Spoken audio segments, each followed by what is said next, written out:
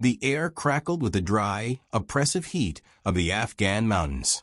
Dust, fine as talcum powder, coated everything.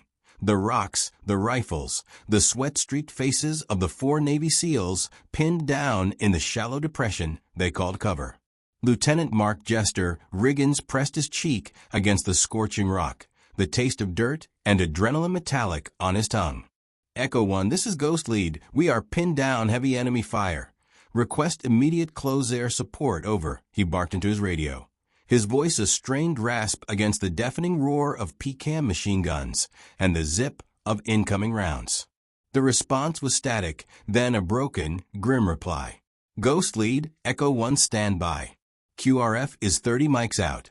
You are priority alpha, but we are engaged elsewhere. Hold your position. 30 minutes. It was a death sentence. To their west, the ridge line swarmed with insurgents, their silhouettes dark against the bleached sky. To the east, a sheer drop into a barren valley offered no escape. They were in a perfect kill zone. Petty Officer Maria Rook Valdez, her medical pack discarded for her rifle, fired a controlled pair of shots. Jester were burning through ammo. Lopez is hit, she yelled, not taking her eyes from her sights. A crimson stain was spreading on the sleeve of Petty Officer Lopez's shirt, his face pale, but his jaw set as he continued to fire. Jester risked a glance over the rock. A grenade arced through the air, landing with a soft thud a few feet from their position. Time seemed to slow. With a guttural shout, he kicked away, the explosion showering them with shrapnel and debris, ringing their ears. This was it. The enemy, emboldened by their silence, began to advance, closing the noose. They chanted, their voices growing louder, closer. Jester looked at his team, at Rook, seeing the same grim acceptance in her eyes. They would make them pay for every inch, but they would not leave this canyon alive. He raised his rifle for one last, defiant volley. And then it happened. A sound unlike any other on the battlefield cut through the chaos. Not the bark of an AK-47 or the hammering of the PCAM. It was the deep, precise, thunderous crack of a .300 Win Mag sniper rifle. From the north, from the impossibly high, jagged rocks they had deemed unscalable. The lead insurgent, a man with a radio directing the attack, crumpled to the ground. A cloud of pink mist where his head had been. Confusion rippled through the enemy ranks. A second shot. The machine gunner on the ridge top jerked violently and went silent. A third shot. The enemy sniper who had been methodically hunting them tumbled from his perch. 3 shots. 3 kills. Impossible speed. Impossible angles. The hidden savior was not just good, they were supernatural. The advance halted. The chanting replaced by shouts of panic. The SEALs, jolted from their despair, seized the opportunity. Where the hell did that come from? Lopez yelled, already laying down renewed fire. Rook was frozen for a split second, her eyes locked on the distant northern ridge. She saw nothing but sun-bleached rock and shadow. But in that moment, a memory old and dusty flashed in her mind. A story about a shot only one person she'd ever known could make. A ghost from her past. Her breath caught in her throat. It couldn't be. The sudden miraculous suppression of enemy fire was a gift the SEALs did not question, only exploited. Move. Now. Covering fire on that ridge. Jester's voice was a whip crack, galvanizing the team from their stunned paralysis. Lopez, ignoring the searing pain in his arm, laid down a furious barrage with his good arm. Rook snapped back to the present, the ghost of a memory shoved aside by immediate necessity. She provided precise, lethal fire, her shots picking off insurgents who were now scrambling for cover themselves, utterly confused by the attack from their rear. The hidden sniper continued their work. It was not a barrage, but a methodical, terrifying dismantling of the enemy command structure. Another shot took out a man with an RPG launcher on his shoulder before he could fire. Another silenced a second machine gun nest that had just begun to open up. Each crack of the high-powered rifle was followed by a heartbeat of silence, then the visible panic among the insurgents. Their coordinated assault had shattered, broken by an invisible, implacable force that held the high ground. Jester, firing and moving, chanced another look toward the northern rocks. He saw nothing. No muzzle flash, no movement. Just the sun glaring off ancient stone. Whoever it was, they were a professional of the highest order. A ghost. The thought was both comforting and deeply unnerving. They were being saved by a phantom. The roar of rotors began to echo through the canyon, growing from a faint thrum to a deafening promise of salvation. The QRF bird, a hulking black hawk, crested the ridge, its door gunners unleashing hell upon the remaining enemy positions with miniguns. The world dissolved into noise and dust. In the storm of rotor wash, the team moved. They grabbed their wounded target, hoisted Lopez, and scrambled for the open side door of the hovering helicopter. Strong hands reached out and hauled them inside. As the bird lifted away, climbing steeply out of the kill zone, Jester looked down. The canyon was a scene of chaos, small figures running in every direction. But his eyes were fixed on the northern ridge. He saw a flicker, a slight shift in the pattern of light and shadow, a whisper of movement that was there and then gone. He could not be sure, but for a fleeting second, he thought he saw the faintest glint of a scope withdrawing from the edge of a rock. Inside the vibrating cabin, the adrenaline began to recede, leaving a hollow, shaking exhaustion. Lopez was already getting patched up by another medic. The bomb maker was secured, sullen and silent.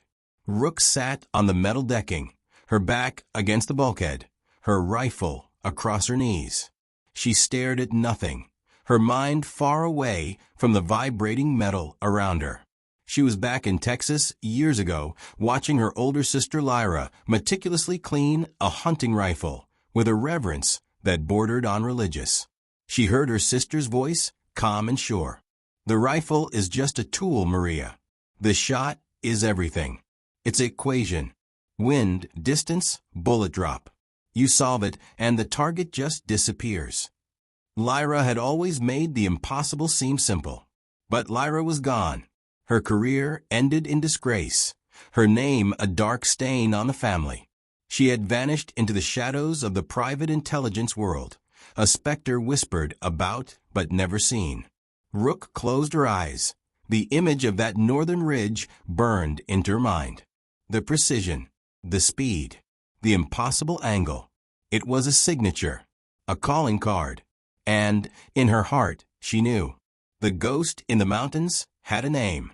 The sterile air-conditioned briefing room at the forward operating base felt a world away from the dusty heat of the canyon. The 4 SEALs sat in a row, faces scrubbed clean, but eyes holding the distant look of men who had stared into an abyss. A colonel with a stern demeanor and a stack of reports listened as Jester gave his account. He described the ambush, the pinned-down position, the dwindling ammo. Then he described the shots. 3 shots, Colonel. Maybe 4. Each one a kill shot on a key enemy combatant.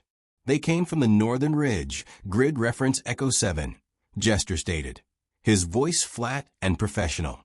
The colonel frowned, tapping a pen on the map spread before him. Echo 7? That's not possible, Lieutenant. Our satellite overwatch showed no friendly units in that entire sector. Our drone coverage confirms it was empty. Are you certain of the direction?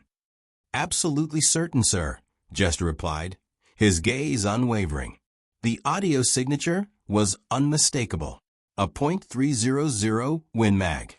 It didn't come from the enemy positions. It came from behind them. It saved our lives. The intelligence officer next to the colonel shuffled his own papers. We have no record of any CIA SAD, Delta, or even Allied forces operating in that box. It was a black zone. If someone was there, they weren't supposed to be. The debrief continued, circling the mystery like vultures. The official report would be filed with a blank line under assisting units. It would be categorized as an anomaly, a lucky break from an unknown source. The meeting was dismissed. As they filed out into the blinding sun, the team was quiet, each man lost in his own thoughts about the ghost who had intervened. Later that evening, Jester found Rook sitting alone on a bench near the Hesco barriers, staring out at the darkening mountains. He sat beside her, not speaking for a long moment. "You know something," he said finally, his voice low. It wasn't an accusation. It was a statement of fact born from years of trusting her with his life. Rook didn't look at him. She continued to watch the shadows lengthen across the peaks, the same peaks where they had almost died. She took a slow breath. "The shot on Machine Gunner," she began, her voice barely a whisper. The angle was extreme. He was behind a rock lip. The only way to make that shot was to use a specific calculus for wind drift at that altitude. It's not in any manual. It's something someone figured out through pure instinct. She finally turned to look at him, her eyes glistening. "My sister, Lyra. She could make that shot." She talked about the feel of the wind like it was a living thing. Jester listened, his expression grave. He remembered the stories, the whispers about Lyra Valdez, the Marine sniper whose career had ended in a cloud of suspicion after a covert op went dark. "I thought she was out. Discharged." "She was," Rook said, her voice tight with a mixture of pride and pain. "They made her a scapegoat. But she didn't just disappear to forget. She went to work on the other side of the books. Private intelligence. Tracking the people too slippery for the official channels." She looked back toward the mountains, her jaw set. She was there for the bomb maker, Jester. She was on her own mission. She saw us. She saw me. The unspoken truth hung in the air between them, a bond of silence and sacrifice that was deeper than any regulation. Their savior was a ghost, a disgraced Marine, and her sister. The silence that followed Rook's confession was heavier than the mountain air had been. Jester didn't speak for a long time, his own gaze now fixed on the same horizon. The implications were a minefield. Officially, acknowledging an unsanctioned, private operative intervening in a SEAL mission was unthinkable. It would trigger investigations, hearings, a storm of paperwork that would bury the truth and likely end his career, and Rook's. But unofficially, a debt had been incurred that went beyond regulations. It was a debt of blood and honor. "Not a word of this leaves us," Jester said finally, his voice low and firm. It was not a suggestion. It was an order born from a deeper loyalty. The official story stands. Anomalous support. A lucky break. We got out. That's all that matters. Rook nodded, a wave of relief washing over her. The secret was now theirs to share, a burdensome but sacred trust. The next day, the team was stateside. The debriefs at HQ were a repeat of the one at the FOB, just with more polished floors and higher-ranking officers. The mystery of the sniper was noted and filed away as an unresolved tactical curiosity. Jester stuck to the script, his report dry and factual, omitting any personal suspicions. He accepted the pats on the back and the good jobs with a tight smile that didn't reach his eyes. His mind was elsewhere. He began digging, using the quiet, back-channel networks that exist beneath the official military structure. He called in favors from friends and intelligence, from retired operators who knew how to find things that weren't in databases. He wasn't looking for Lyra Valdez. He was looking for the man who had destroyed her. The name of the colonel who had commanded her fateful mission in Syria surfaced quickly. He was still well-connected and on a fast track to a star. Jester requested a meeting under the guise of discussing lessons learned from recent ambush tactics. He sat in the colonel's spacious office, the walls adorned with plaques and photos of a long, distinguished career. The colonel was all polished courtesy, but his eyes were cold and assessing. Jester spoke in generalities about the mission for a few minutes, then subtly shifted. "It's funny, sir," he said, his tone casual. "The way we got out of that mess. It reminded me of an old story I heard. about a Marine sniper in Syria. Spectre, I think they called her. Heard she could make shots nobody else even dreamed of. A real artist. He watched the colonel's face closely. A flicker of unease, quickly masked by a neutral expression. A shame what happened there. The official report was pretty damning. But you know how it is in our world. Sometimes the full story doesn't make it into the file. Jester let the words hang in the air. He didn't accuse. He didn't threaten. He simply let the man know that the story was not forgotten, that someone was still listening. The meeting ended with a handshake that felt like ice. Jester had not sought justice. He had delivered a message. The shadow of Lyra's sacrifice had finally reached the man who had cast it. A month later, the team was on mandatory leave. The noise of the base was replaced by the quiet hum of ordinary life, a sound that felt foreign and strangely loud to Rook. She found herself in Washington, D.C., drawn to the silent, black granite wall of the Vietnam Veterans Memorial. She wasn't looking for a specific name. She was looking for the feeling of it, the weight of all those names, the countless stories of sacrifice that never made the headlines. She needed to be near that quiet acknowledgement of service and loss. The morning was cool, the sky a pale gray. She walked slowly along the path, her fingers occasionally brushing the cool stone, feeling the engraved letters of strangers who had given everything. She thought of Lyra. Her name wouldn't be on this wall. Her war was different, her service erased, her sacrifice invisible. A profound sadness settled over her, a feeling that her sister's heroism would forever be a secret etched on nothing but memory. She stopped before a long panel, her head bowed. She didn't hear footsteps, only sensed a presence beside her. She didn't need to look. The silence between them was familiar, a language they had spoken since childhood. Lyra stood there, not in a ghillie suit, but in simple, dark clothes. She looked older, her face etched with lines that spoke of sun and wind and things seen through a scope that could never be unseen. But her eyes were the same, sharp, intelligent, and now, holding a deep and quiet exhaustion. They stood side by side for a long time. Two sisters, separated by a chasm of years and choices, united by a bond that bullets and betrayal could not sever. The only sound was the distant murmur of the city and the rustle of leaves. Finally, Lyra spoke, her voice low and steady, just as Rook remembered it. He was a bad man, that bomb-maker. The world is better without him. It was all the explanation she would ever offer for being in those mountains. Rook nodded, her throat too tight for words. She looked at her sister's profile, seeing the ghost of the vibrant Marine she had once idolized. "Thank you," she whispered, the words feeling utterly inadequate for the gift of her life, for the lives of her team. Lyra gave a slight, almost imperceptible shake of her head. "Don't," she said softly. "There are no debts between us." Her work was its own reward, its own prison, its own medal. She didn't need thanks. She needed to know her sister was alive. She turned to leave, her movement fluid and silent. As she passed Rook, her hand, calloused and strong, briefly brushed against her sister's. It was not a hug. It was not a handshake. It was a transfer of warmth, a silent testament to a shared history, a final moment of connection.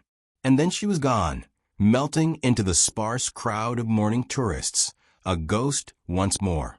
Rook closed her eyes, her hand closing around the empty air where Lyra's had been. She felt the cool polished stone of the memorial at her back, a wall of names for the scene, and she finally understood her sister's monument was built in the lives she had saved, a silent shield whose story would be known only to them. The polished .300 Win Mag shell casing felt cool and heavy in Rook's palm, a solid, undeniable truth in a world of shadows and official denials. She stood alone long after Lyra had vanished, the faint warmth from her sister's touch still lingering on her skin. The weight of the casing was more than just brass and copper. It was the weight of a life chosen, of a sacrifice made in silence. It was Lyra's only medal, and she had given it to Rook, a silent testament that said, Asterisk, I was there. I saw you. You are alive. Asterisk. She finally turned from the wall, the names of the fallen at her back, and walked away. The city seemed different now, less noisy, the gray sky less oppressive. The ghost had been made real, if only for a moment. The debt, as Lyra had said, was not between them, but Rook felt a new responsibility settle onto her shoulders, the duty of memory. She was now the keeper of her sister's true story, the sole witness to an act of valor that would never be recorded in any official history book. Weeks turned into months. The team was reassigned, the rhythm of training and preparation replacing the raw terror of the ambush. Yet, the event remained a quiet, unspoken pillar of their shared experience. During a live-fire exercise, as they hunkered down in a simulated ambush, Lopez grinned over at Rook. Just like old times, huh, Rook? Maybe our guardian angel will show up again. The joke was light, but the look that passed between them was serious, acknowledgement of the miracle they had all shared.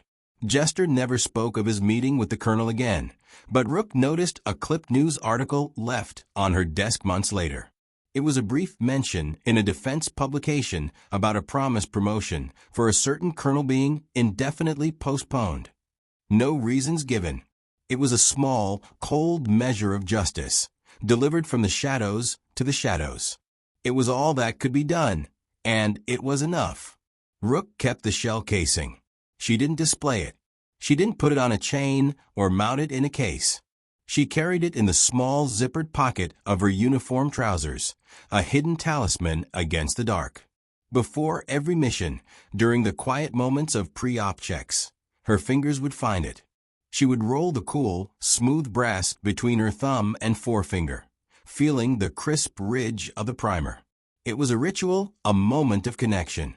It reminded her that courage came in many forms, that some battles were fought far from the spotlight, and that the most important victories were often the ones no one would ever know about. It grounded her. It was a silent promise that no matter how dire the situation, there were still wonders in the world, there were still guardians in the rocks, and there was no bond stronger than that of family.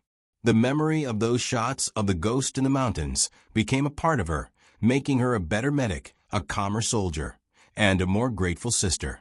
The hidden sniper had not just saved their lives that day. She had given them a story to hold on to, a secret strength for the fights yet to come. The rhythm of military life was a powerful tide, pulling them back into its familiar flow. Missions came and went, each with its own dangers and its own routines. The event in the Afghan canyon began to feel like a dream, a sharp, vivid fragment of another life. Yet for Rook, it was always present, a quiet hum beneath the surface of every day. The weight of the shell casing in her pocket was a constant, tactile reminder that the world was stranger and more full of grace than any briefing packet could ever explain. She found her perspective shifted. Treating a wounded Marine during a training accident, she saw not just a patient, but a brother, a son, a person whose survival would ripple outwards, touching countless lives. Her hands were steadier, her focus sharper. She had been given a second chance, a gift purchased with incredible risk, and she was determined to honor it with every bandage she applied, every life she stabilized. The team noticed the new, unshakable calmness in their medic, a depth of resolve they couldn't quite name, but deeply respected. One evening, as the team shared a quiet meal together, the conversation turned, as it sometimes did, to their mysterious savior. Theories were still occasionally tossed around, growing more outlandish with each telling. A rogue CIA legend, a defected Spetsnaz ace, even a supernatural intervention. Rook would usually just smile and shake her head, adding nothing to the speculation. But this time, Lopez looked directly at her. "You know, Rook, you got real quiet right before the shot started. You saw something, didn't you?" The table went quiet. All eyes were on her. She felt the shell casing in her pocket, its edges pressing into her skin. She looked at the faces of the men she would die for, her family. They deserved the truth, even if it couldn't be the whole truth. She took a slow breath. "I saw a professional," she said, her voice low but clear. "The best I've ever heard of. Someone who made a choice to step out of the shadows when it mattered most. We'll never know who it was, and we don't need to. Some heroes prefer to stay ghosts. Our job is to be worthy of the shot they took." She held Lopez's gaze and then gestures. A profound understanding passed between them.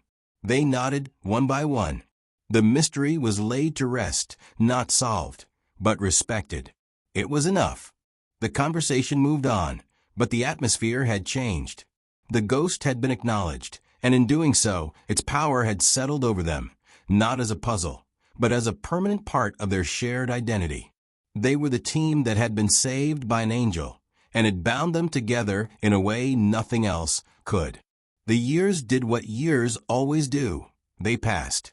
The sharp edges of the memory softened, becoming a foundational story, a part of the team's legend told in hushed tones to new recruits over beers. They had all moved on, some retiring, others taking promotions that moved them behind desks. Rook, now a chief, found herself assigned to a training command, teaching a new generation of medics. She taught them the manuals, the procedures, the hard skills. But she also taught them to listen to their instincts, to understand that the battlefield held mysteries, and that sometimes the difference between life and death was a grace note you could never explain. One afternoon, she was overseeing a land navigation course in a wooded area that vaguely reminded her of those Afghan foothills. A young, frustrated medic was struggling with her map, on the verge of quitting.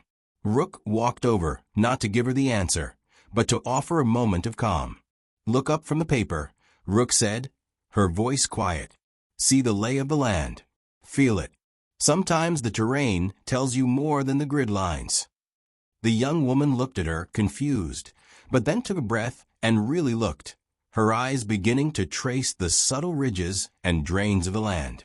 In that moment of teaching, of passing on a sliver of hard-won wisdom, Rook felt a profound sense of peace. This was her resolution. This was her recognition. Not a medal, not a ceremony, but the act of ensuring that the legacy of that day lived on. It lived on in her steadiness, in her teaching, in the lives of the medics she trained who would go on to save others. The ghost in the mountains had given her this. Lyra's sacrifice had granted Rook the years to become this person, a quiet leader whose greatest strength was her unwavering calm. That night in her quarters, she took the shell casing from its place in her old uniform pocket. It still felt cool and solid. She held it for a long moment, then placed it carefully in a small wooden box on her desk. It wasn't hidden away, but it wasn't on display either. It was simply there, a touchstone. She no longer needed to carry its physical weight with her every day. Its lesson was now carried in her bones, in her spirit. The story was complete. The circle was closed. The silent shield had done its job, and in the quiet of her room, far from any battlefield, Chief Maria Valdez finally allowed herself to feel the full, unending gratitude for her sister, the ghost, the hero whose name would never be known, but whose echo would forever be a part of her.